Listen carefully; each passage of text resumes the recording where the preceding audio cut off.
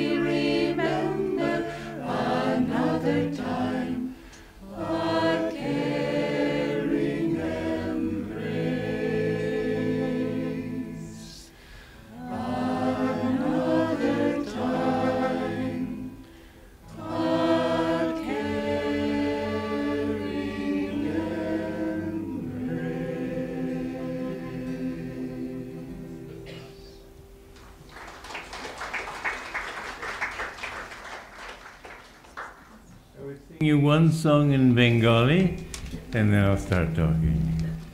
Amar sadhana mitilo, ashana purilo, shakholi furai jayama. Amar sadhana mitilo, jonomer sund, dakhi go matore, kole tule nite aema. Shakuli furai jayama. Amar sadhana mitilo, e pritibir keu bhalo to bashe na, e pritibhi bhalo bashite jane na, e pritibir keu bhalo to bashe na, e pritibhi bhalo bashite jane na. Jetaye achu ache, jetaye ache shudhu ভালোবাসাবাসী, সেটা যেতে প্রাণ চায় মা, মা সকলি ফুরায় যায় মা, মা আমার সাধনা মিটিল জনম জনমে বড় রাগা পেয়ে বাসনা তেজেছি বড় জলাশয়ে কেমন ভুগেছি বড় রাগা পেয়ে বাসনা তেজেছি বড় জলাশয়ে কেমন ভুগেছি অনেক কাঁদেছি কাঁদিতে পারি না বুক ফেটে ভেঙে আয় মা সকলি ফুরায় যায় মা আমার সাধনা মিটিল।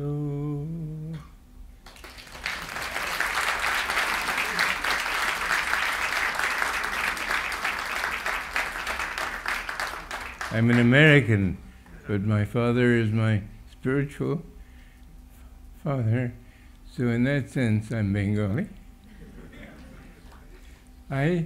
As an American, I want to tell you how I came to him, because I knew absolutely nothing about Indian teachings, Indian philosophy, but I was seeking truth all my life, and I sought it in many ways through science and so on. I was born into a well-to-do home, and money meant nothing to me. I told my father when I was 16, he said he wanted to buy me a tuxedo, now smoking, whatever you call it in this country. I said, don't bother, Dad, I'll never wear it. I said, in fact, I'll never earn enough money to pay income tax. And it proved to be true. But I just didn't care about money, but I did want truth. And I tried in many different ways. And finally I thought truth must be whatever inspires me. And then I decided that every path I had followed came to a dead end, and I didn't know where. I was desperate. And I remember I was studying to be a playwright, and I gave that up because I thought, I want to share truth with people. I don't know truth. Why should I share my ignorance with them? And so I gave that up, but I was desperate. Can you turn off your phones, please? And I remember one night I went out into the night saying, if there's a God, what must he be? And I came to a very Vedantic conclusion, because I realized I was asking it consciously. Therefore, God must be consciousness. And if he is consciousness, then to find truth, I must open myself to him more completely. I thought I was going crazy. I didn't know of the saints in the world. I thought I was the first human being on earth. would ever thought of seeking God. And I thought I must be going mad. But I decided there's no alternative. If I had to go mad, then I had to go mad. And at this time, God took over. And he arranged for my father to be sent to Egypt to explore for oil there. He worked for Esau. The very day that I put my mother on the ship to go join him, I went uptown New York. I found a bookstore. I went in there, and I found a section on Indian philosophy, and I saw Autobiography of a Yogi. It had only been out 2 years then. I didn't know anything about yoga. I thought it might be some kind of yogurt. I didn't know the concept of guru. Everybody I had met was not somebody I would want to follow. I didn't want to follow anybody because I didn't find anybody wiser than I was. But when I read that book, it completely changed my mind. I had two desires in life: to find truth and to share truth with everybody. I've always been a very enthusiastic type of person, and whenever I find something good, then I want everybody to know about it. But as I was crossing the country, I thought I will find God and I will give him to other people. I had thought that God was, I might find peace of mind in finding God. And I had thought to go to a Brazilian jungle and spend my life. I thought the world's better off without me unless I can find that peace. When I read Autobiography of a Yogi, and I found what deep joy and what deep love people can experience in finding God, it was overwhelming to me. I saw that he was a vegetarian. I became a vegetarian immediately. I saw that he was a monk. I would be a monk. And as I was crossing the country, I was thinking I will find God and I will help everybody to find him. When I came to Hollywood Church, he was speaking there. I didn't hear the speech. I came later. And they told me I couldn't see him. I said, well, I have to see him. Now he's got his appointments are filled for 2 months. I thought, oh my God, 2 months. I couldn't breathe. And I finally thought maybe I needed a lesson in humility.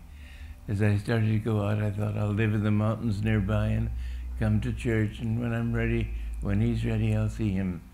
The secretary came and said, since you've come all the way from New York, 4 days and 4 nights, I will ask him now. His appointments are finished.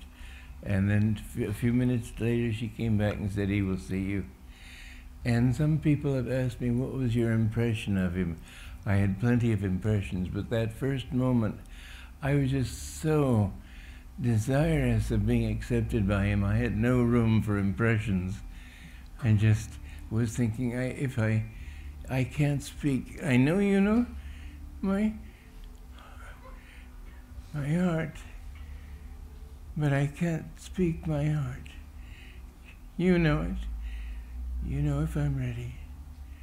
And he talked to me for about half an hour, and then he said, I give you my unconditional love. Will you give me yours? I said, yes. He said, will you give me your unconditional obedience?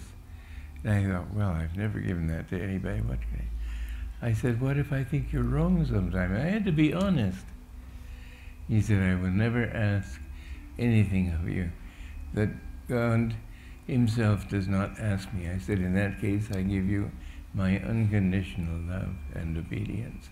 So he had me kneel in front of him and take the vows of discipleship.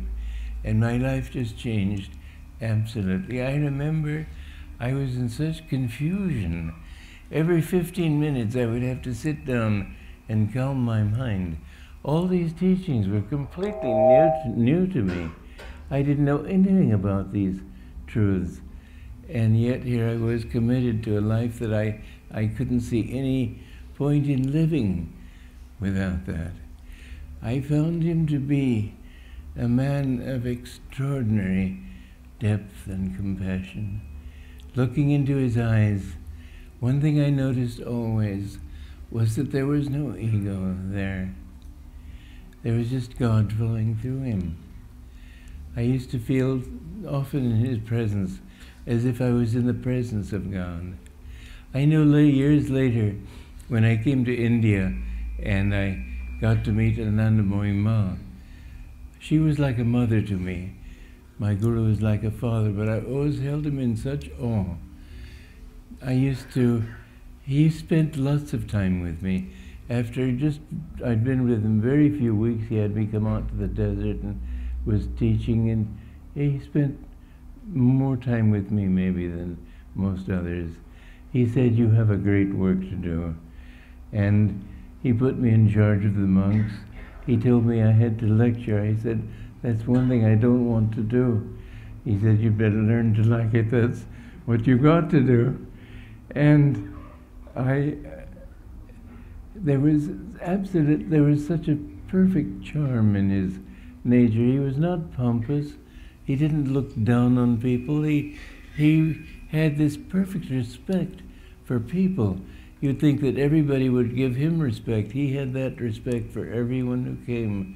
The merest fool, he had that respect for. There was a man in a hotel lobby who saw him, and he said, "Hello there." He was drunk. He said, "Hello there, Jesus Christ." And Yogananda said hello, and he decided to give him a little touch of bliss. And the man says, "Hey, what are you drinking?" And Yogananda said, "Well, it has a lot of kick in it." But he had a wonderful sense of humor. He sometimes would have me laughing so hard that I could hardly breathe. But yet at the same time, when he didn't want to be funny, he was very serious.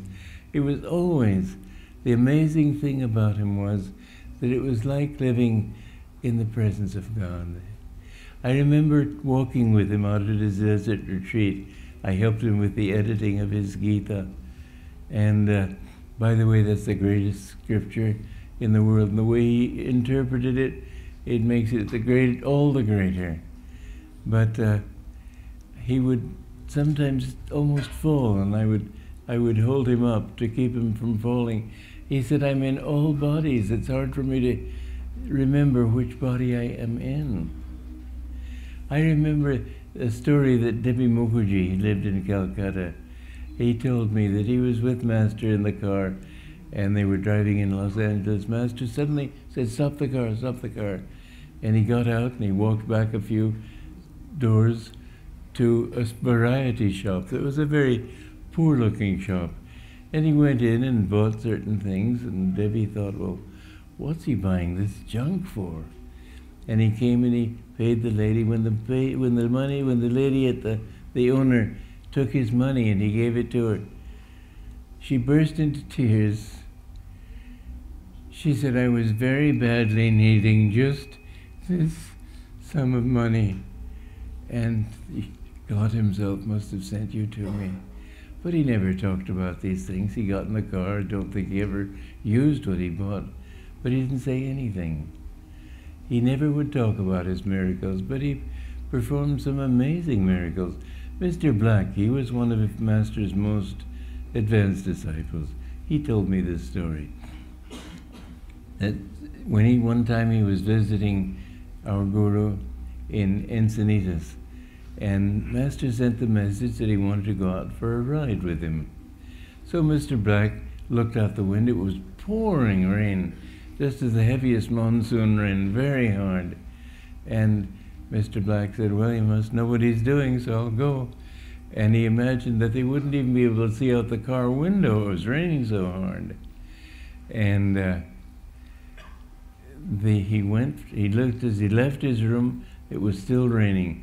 Just a few yards to the door, he walked out the door, it was blue skies, no spot of rain on the ground or on the car, everything completely dry. And my guru looked at him with a smile and he said, "For you, Oliver." Well, how somebody could change the dream is amazing. Divine Mother had sent a rainstorm, and yet suddenly there was no rainstorm. How he could do that? But there were lots of things. I remember I was one time asked to give the yoga pastor, Seeing Me Today, when I'm nearly 87. You don't think of me as a hatha yogi. I wasn't either, but I was pretty good at it without the interest. And so they asked me in Beverly Hills to give a demonstration of yoga asanas. And when I finished the talk, a very materialist, atheistic Beverly Hills psychiatrist, that doesn't mean much to most of you, but Beverly Hills psychiatrists, almost bound to be atheists. Anyway, he tried to talk me out of my foolish beliefs. And I told him about a few miracles, and I could see him thinking, well, Wednesday I can see this patient at 11 o'clock. And I didn't make any impression on him. Well, often I would serve Master's guests when he came, and then after they left, he would sit and talk with me. And this day, after the guests left, I was at the table with him, and he used to call me Walter. My name is Donald Walters, but why he called me Walter, I don't know. Anyway, he said, "Walter, when you're with crowds and you're with atheists and people, don't talk about miracles." I said, "You knew?" He said, "I know every thought you think." And he showed it to me again and again. People have sometimes said, "Well, wasn't that embarrassing to you?" No, I was happy. I wanted him to know even my worst thoughts, because I wanted him to correct me. But it was amazing to me. He not just my thoughts, he knew all of the disciples' thoughts. One time, James Collar, he was a minister in Phoenix, Arizona, and he was coming to Encinitas, where Master was living. And we were all vegetarian, but he was extremely hungry. And the only restaurant that was open late at night was a restaurant that only served hamburgers. And he thought, oh, well, he won't know. And so he had 2 hamburgers. And Yogananda, after he reached Encinitas, was talking to him. Yogananda said to him, "By the way, James, when you're on the highway late at night and you come to a place that has nothing but hamburgers, better not eat anything." But you couldn't get away with anything, because he knew every thought you thought. It was like living with God. It really was. And his sense of humor, when I came to him, I was much too intellectual. I sought God through intellect. I didn't know about love and so on. Being with him, I developed devotion, but I didn't have it in the beginning. I had to analyze everything. And one time we were at his desert retreat, and he had somebody bring a bag out, and he turned the lights out, and suddenly I was waiting for some important lesson. Suddenly, buzz, buzz, buzz, a little pistol with the shot rays of sparks of light. And he turned the light on. He said, "How do you like that, Walter?" I said, "It's fine, sir." I was just overwhelmed. He said, "Suffer little children to come unto me, for of such is the kingdom of God." And he was like a little child. He had no pretensions, no pompousness, no anything. A great saint is not self-important. He was not self-important. But yet at the same time, he was so wise, and he could give you, I don't think, that was his particular mission. I don't think I know. Mind you, I want you to know one thing. I'm not talking of my guru as the greatest. Too many disciples talk of their gurus as the greatest. It's all God. God has his play through many saints. One time we were looking at the movie of Ganeshwar, and this disciple from Bengal said, "Oh, if you had seen Meera, then you would hate this one." Yogananda said, why talk of hate? It's all God, it's his show. And so my Guru had a particular mission, and it's a wonderful mission. I've dedicated my entire life to sharing that mission with people. But at the same time, I want people to know that I'm not sectarian. I don't think he was the only one. All great saints are alike in God. But he was an avatar. Do you know what it means to be an avatar? You've seen the movie, maybe, Avatar? That is not Avatar. People speak of in my avatar as a banker. That's not the meaning of avatar. The meaning of avatar is that when you have meditated deeply, you go into samadhi. And there are two kinds of samadhi. You can fall from the first one, sabikalpa samadhi, because you have retained the ego. When you come back here, if it makes you feel self-important, you can fall. I think I fell in many, many lifetimes ago that way. And many do. That's the final test on the path to God. But if you go beyond that, you reach nirvikalpa. And in nirvikalpa samadhi, you're completely free from ego. But you have to remember all your past incarnations, and that can take a long time. Of the saints in autobiography, there are very, very few that attained that state of moksha. And as you remember yourself, it was God as a pirate. You remember that God played all the roles that you have played. And when you've overcome all those memories, so that you're not overcome the ego of this life, but remember in all those lives, it was He dreaming you. Then you attain moksha. Moksha means completely free from everything. Most people, when they attain moksha, that's it for them. They've been at it for a long, long time, and they figure enough. There are very few souls, after attaining moksha, who have so much compassion for humanity that they will come back to this world to help other people. Such a one was my Guru. Such a one is Babaji. Master said that Babaji was Krishna, and that he said Lahiri Mahashaya was Raja Janaka. He said he himself was Arjuna. These are souls that have come back a long time. It's a fascinating story. But when you have found that state, my Guru wrote a poem, God's Boatman. And he said, I will come back if need be 1 trillion times, as long as one stray brother is weeping by the wayside. That kind of compassion, where you delay your complete merging in that Satchidananda, that absolute bliss, in order to help other people. That was the compassion he had. And in these ways, I have to say that I have met very few who have that kind of compassion. And yet it was a compassion that could be stern sometimes. He sometimes had to be very rigid. I remember, though, there was always a sense of humor in it. One time I was sitting at the table with him after the guests had left, and he was trying to get a fork into a glass, and he kept flicking the fork, and it would miss it, and finally it got in the glass, and the glass broke. And he looked at me with a smile, he said, but I got it in. I think he was teaching me a lesson. Once you start something, do it, finish it.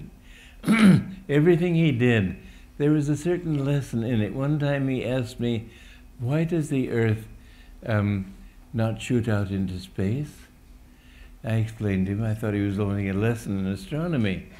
And I said to him, well, that's because the force of the centrifugal force of the sun, of the Earth, keeps it, I forget, it keeps it tied to the sun and doesn't go away from the sun. It stays in its orbit. Anyway, I realized months later he had been teaching me a lesson of the soul and God. God loves us. That's why we can't get away from him. But we love Maya, and that's why we try to get away from him. Everything he said had a subtle teaching in it. He had, as I said, an absolutely wonderful sense of humor. but it was a humor that was, I remember sometimes he wouldn't necessarily keep his spiritual and the human side apart. There was one time in Boston that when one of his disciples, Dr. Lewis, said that there was Master was dressed in his orange robe, and this man was riding a bicycle, and he saw this man in the orange robe, a Hindu, and he made a face at him. He came to a big puddle of water, and the wheel came off his bicycle. He went sprawling, and Dr. Lewis was Master's sense of humor was delightful on all levels. But when I worked with him on the Gita, you know, he had certain missions. Every saint, every avatar especially, comes with a mission. In the Gita it says, sometimes I incarnate myself on earth as an avatar to destroy evil and to put virtue back in its throne again. And this is the role of an avatar. He could be very fierce sometimes, and yet it was always in defense of evil. When he talked in America, he talked to overflowing crowds. Sometimes there would be many people turned away because the 5,000 people in the hall couldn't fit inside. One time, he was very strong. He would be up on the stage, and he asked for strong people to come and hold him. He would lean his back against the wall, and they would try to push him there, and he'd arch his back, and they wouldn't be able to keep him down. One time in Boston, there were 5 or 6 policemen, big, strong men, came up. Everybody thought, oh, this time he'll be licked. And they were pushing on, and he said, "Are you ready?" Yeah. And he arches his back. They fell over into the orchestra pit. One time, I spoke of his being strong sometimes in ways that had to be corrective. There was a young man there, very powerful, who thought that he would come up and beat Yogananda up when Yogananda was young. And then he'd go around boasting to everybody how he had beaten up this fraud. And Master was meditating on his bed. And he saw this man coming up the stairs. When the man came to the door of the bedroom, Master said, "I know why you're here, but I want you to know I'm very strong. I could easily beat you up, but I won't stoop to that. Still, I warn you, don't cross that threshold." "Go on, prophet." He crossed the threshold. He fell to the floor. He cried, "I'm on fire! I'm on fire!" He rushed down out of doors, down the stairs, and was rolling in the ground, crying, "I'm on fire! I'm on fire!" And Yogananda came down and touched him, healed him. The man wouldn't even go back inside. But sometimes Master had to give a strong lesson.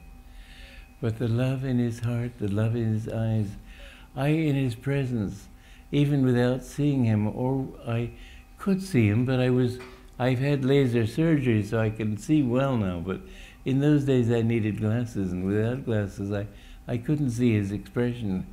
But I would feel these waves of love coming over me, or waves of bliss. It was just, I can't begin to tell you what a thrilling experience it was. It was, as I said, like being in the presence of God himself. He knew my deepest needs. He knew my deepest...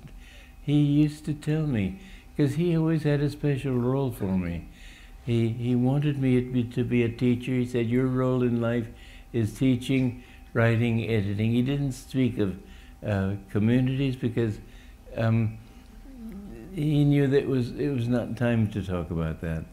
I had to do that outside of his organization. But when I was 15, I had already wanted to start communities. So I was in that. But he told me lecturing, writing, editing. I said, "Sir, haven't you written all the books that can be written?" He said, "Don't say that. Much more is needed."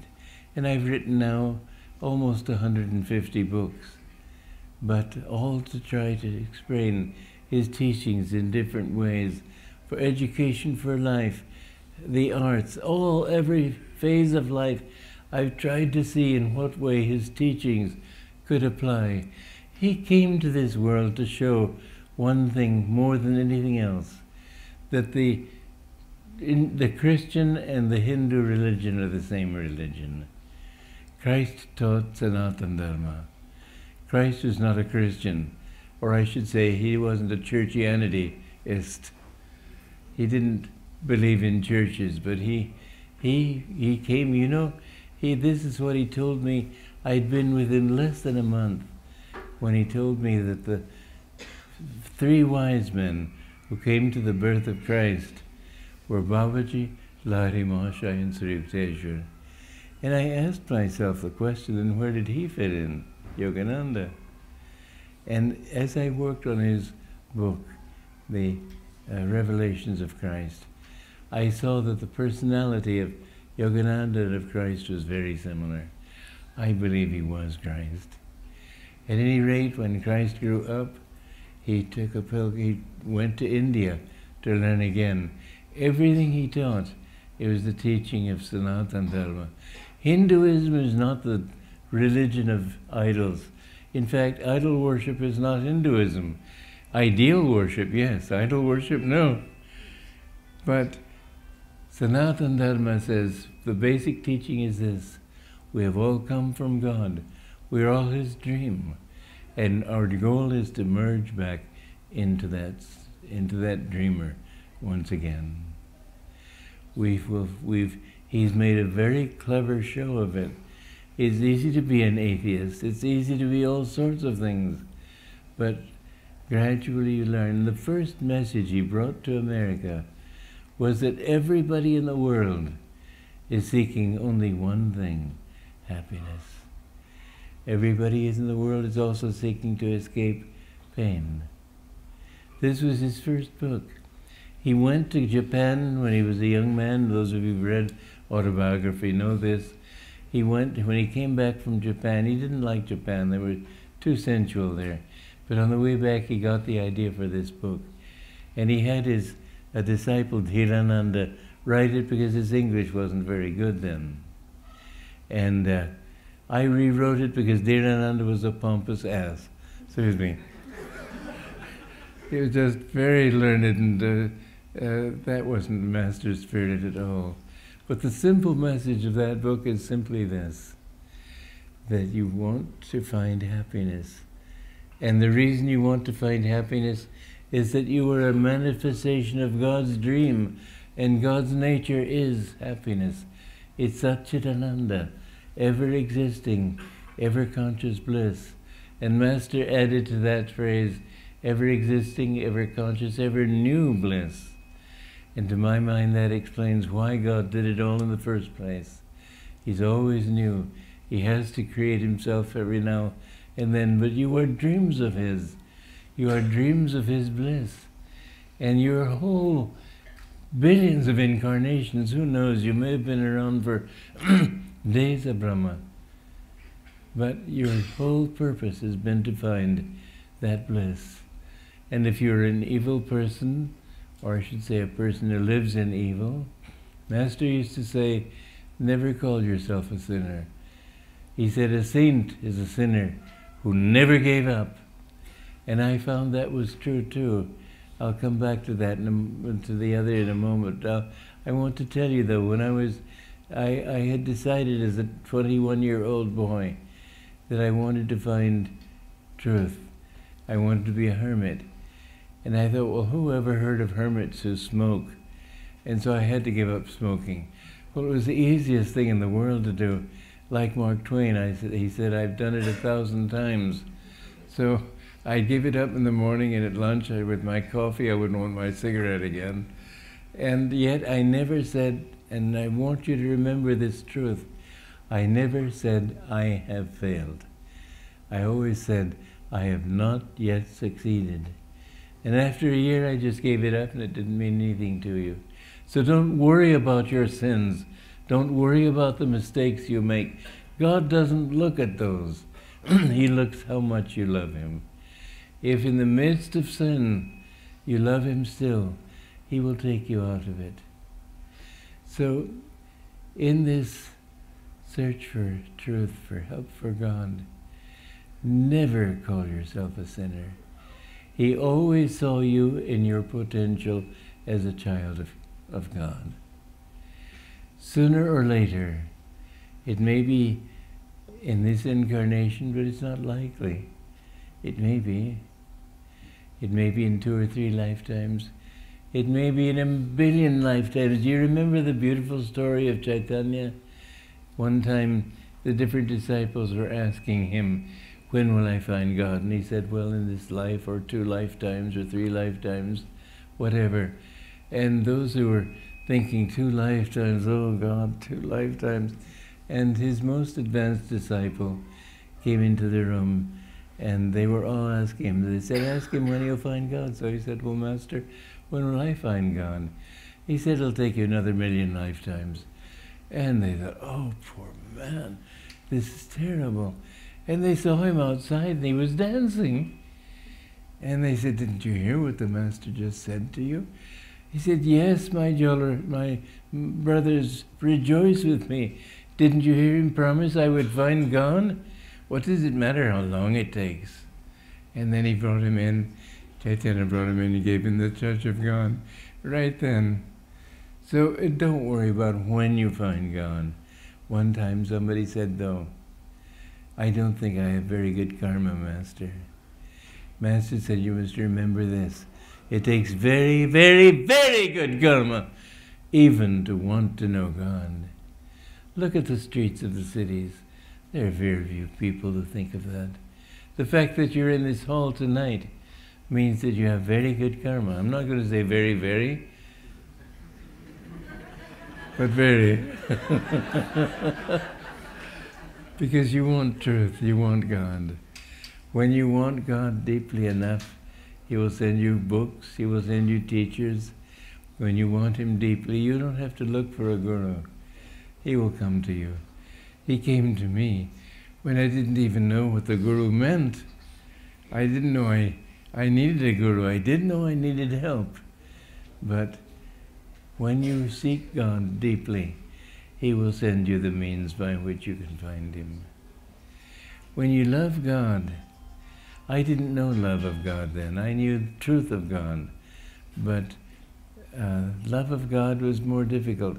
I spent many days singing Emon Din Ki Hobe Matara and other chants that Master translated into Bengali. And I tried to develop devotion, and finally I began to feel it. And finally I began to feel it intensely, and I came to see that the intellect is really a very insignificant part of our reality.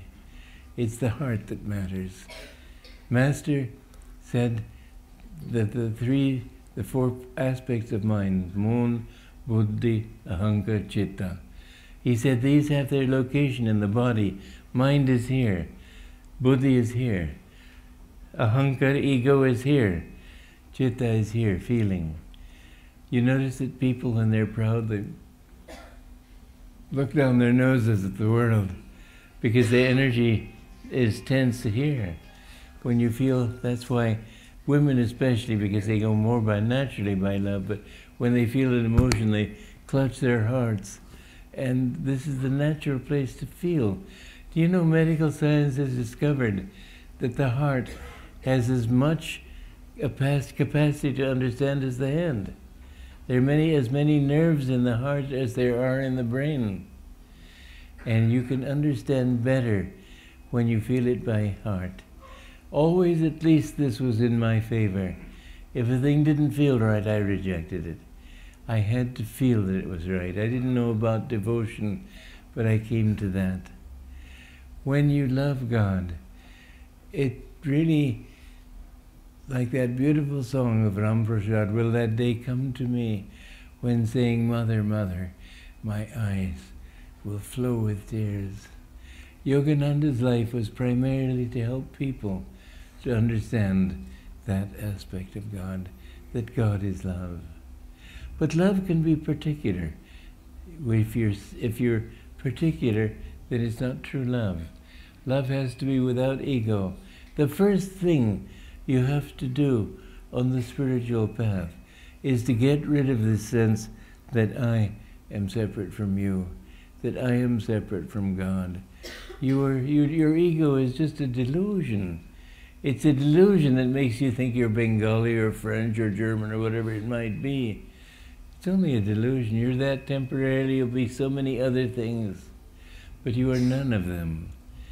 Don't accept any definitions as a self-definition. Don't accept the thought, I'm a man or I'm a woman. Don't think of the thought that I'm old or I'm young. Don't think of any self-definition. And if people want to insult you, thank them. And if people want to treat you as unimportant, thank them. I found, I was at a conference many years ago on the opposite side of America from California, where I live, in the state of Virginia. And it was a man who was trying to create a community, and he called all these famous teachers together. I was the only one there who had started a successful community, and none of the others had tried. But I asked all the other teachers out. They were people on the lecture circuit, they lectured in public and so on. So to me, to them, I was not important. I was just this person living in California and writing a few books. So they kept talking to each other and ignoring me, although I was paying the check. And I thought how absolutely wonderful to be completely unimportant. This is what we must be. We mustn't look for self-importance. If people put us down, thank them. It doesn't matter. Try to be completely insignificant in yourself, and then gradually you will be able to get out of it. But there's something else than that, though. You have to do your best to overcome ego, but the delusion of ego is already planted in that effort to overcome it, so you'll never overcome it by yourself. In the Bible it says, as many as accepted him, to them gave he power to become the sons of God. My Guru often, he didn't talk this way in public, but with us disciples, often he would speak about the importance of attunement. If you're in tune, everything will go right. Tune in to my thoughts, tune into my consciousness. He talked very frankly about that. Because you see, the Guru, the most important thing that the Guru has to give you is his consciousness, his freedom. The more you tune into him, the more you begin to feel that he's your reality. You may think, and this is the natural way for the ego to think, well, I don't want somebody else's reality, I've got my own. You don't lose your reality by losing your ego. In attunement with the Guru, you become that reality. Really, the more I tuned in to my Guru's consciousness, the more I realized that that's what I was, that my nature is Satchit Ananda. And the wonderful thing is that you become more truly you. In other words, God, you don't, when you find God, you don't become a sort of a blob of humanity. Each person retains his humanity. Is even in moksha, even in union with, complete union with God, there's still that memory that I, or Shish Banerjee, or so-called Chakravarti and so on, you remember all those past lives, and that gives you a certain uniqueness even in God, because that memory is never lost. And so when you come back into this, when people pray to you as Saint whatever it might be, there you yourself respond to that person, not just God. It's God in you, but that memory. So when you pray to Dhyaneshwar or Yogananda or different ones, it's still that person who answers you from God. It's an amazing truth we're a part of, and you are a part of that. If you attune yourself with the Guru, remember, he will ask you to obey him completely. Most people don't like that. But once I understood, I said, that's it, I will obey you. And many times I would see, he would scold me sometimes, not often, but when he did, I would look into his eyes, and I would see He didn't want to have to scold me. He was so full of compassion, so full of kindness. His basic nature was kind, but sometimes he had to show power. One time he was with a nun up in the third floor interview room, and there was one of the monks at the other end of the room, Jean Haupt. And Master, you'd have thought the roof would fly out the way he was scolding this woman. But every time he turned his back and he was starting up and down, but every time he turned his back to him and looked at Jean Haupt, he'd wink his eye, smile briefly, then turn back like that. It was all an act. He wanted her to take seriously what he was saying. But always there was kindness. Always there was a gentility. And he was a gentleman, truly, in the best possible way you can say it. You know that he's Triguna Rahitam. When you attain that state, you go beyond the three gunas. But it's God himself in that form. One time I remember, I was sitting with him in his desert retreat. I spent a lot of time with him there. And he was editing his Gita, commentary on the Bhagavad Gita. And I was sitting there and I was thinking how fortunate I was to be a disciple, and what a great blessing it was. And after he finished his work, he had me help him stand up, and then he held me up by the hands, and he looked into my eyes. He said, just a bulge of the ocean. He never thought of himself. He didn't say, he said, God is the Guru. I'm not your Guru. God is the Guru. He said, I killed Yogananda many lifetimes ago. No one dwells in this temple now but God. So when I talk to you about him as a human being, that's all I can do about it. Otherwise I just have to close my eyes and not talk. So we have to say something. And I have to say that in his humanity, it was the ideal in every level. His kindness, his generosity, his gentility. One time he came back from, he used to use a cane.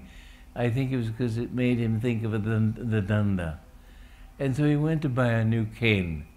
And this shopkeeper, it was a very poor-looking shop, but Master, because he was representing an organization, tried to bargain him down, get the best price possible. After that, he looked at his shop and he said, this is a very poor shop, and he gave him much more money than he'd won in bargaining with him. And when he came back, and the man said, you're a gentleman, sir, and he gave him another umbrella. When Master came back, he said quite sincerely, he said, oh, poor, he had linoleum on the floor, I think I'll buy him a carpet. But this to a shopkeeper he'd never met before. This kind of love that he had for everybody. Like that drunkard in that hotel lobby. He must have seen something to say the hello Jesus Christ, but he didn't know. Master said he just touched him. He wanted everyone to find this. And many times, because mind you, he was new. He was a new phenomenon in America. America didn't know about masters. America hardly knows about saints. And he had lots of opposition. Especially church people would try to persecute him. There was one time when there were 2 gunmen waiting at the elevator to shoot him when he came down. He just didn't come down. But one time he was in Lakeside Park, and in America he often dressed in ordinary clothes, mufti you might say, and there was this policeman. Master went to Lakeside Park, and this policeman tried to stop him from going in. He said, that's not safe after dark. He said, I don't mind. God will take care of me. And so he went and he sat down and watched the moon coming up. Just then there was this big thug came and he said, give me a dime. That means 10 cents. We give him a dime. Give me a quarter. That means 25 cents. So he gave him 25 cents. Give me 50 cents. He gave him 50 cents. Give me $1. Master figured this was going on long enough, and he stood to his feet. He said, "Get out!" And the man just began to shiver and shake all over. He dropped his money. He said, "I don't want your money. I don't want your money." Ran for his life, and Master just sat down and enjoyed the moonrise. When he came out, the policeman said, "I saw you with that man. Even I didn't dare go to him." "What did you talk about?" "Oh, we came to a little understanding." But Master met so many types of people, hundreds of types. He was the most popular lecturer in America in his time. Thousands would come to his talks. Nobody ever came in those kinds of crowds. And yet, he had to realize that not many people will follow. One time Dr. Lewis was with him in Minneapolis. There were 5,000 people. And Dr. Lewis said, "This is wonderful, sir." He said, "We'll be lucky if we get 5 people for the classes." That's exactly how many they got. He, however, was completely even-minded. Nothing ever touched him. I never saw him excited. I never saw him hurt or angry. I never saw anything but absolute even-mindedness. I have patterned my life after him. Whenever I think, how should I react to this, I think, how would he have reacted? And then I try accordingly. If there's anything which I can do with my life that I want to do, is to help you to know what a great master he was and how he can help you even now. He was one of the very rare souls that come into this world. I am blessed that I lived with him, and I hope you feel some of that blessing. God bless you.